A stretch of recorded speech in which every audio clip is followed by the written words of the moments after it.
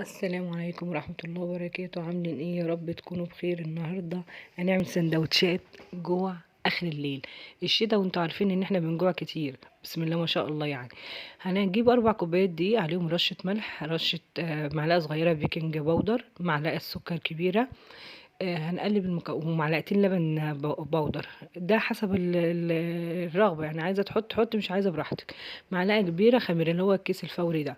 هنقلب كل المكونات دي مع بعض على تلت كوباية زيت، ونقلبهم. لا خمر، لا هنستنى العجينة تخمر، ولا عجن ولا أي حاجة. عجينة في 5 دقايق هنعمل أحلى سندوتشات بالحشوة اللي انت عايزاها.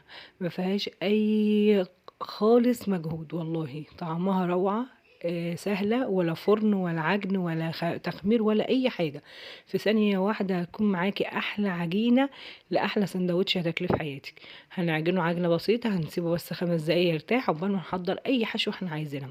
بعد ما توصل للقوام الناعم ده اللي انتوا زي ما انتوا شايفينه كده، هنقطعه.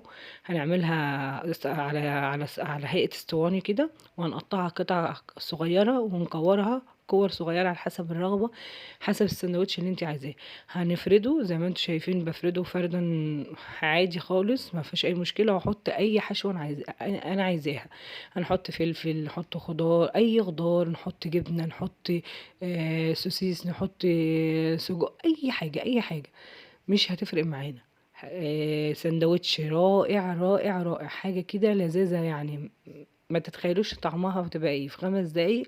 احلى سندوتش معاكي. 4 كوبايات دقيق مش هيعملوا معاكي اي مشكلة خالص ولا اي مجهود والله.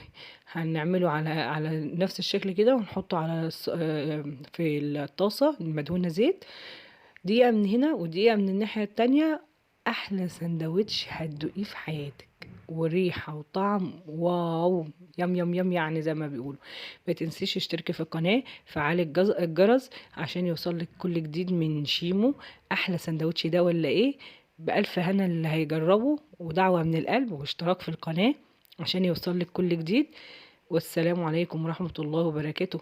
ما تنسونيش دعوة من القلب الأول قبل ما نسلم على بعض. بحبكم في الله، أتمنى تجربوها. اشتركوا في قناتي شيمو الوصفات، طبخ للجميع. أحلى وصفة دي ولا إيه؟ السلام عليكم ورحمة الله وبركاته.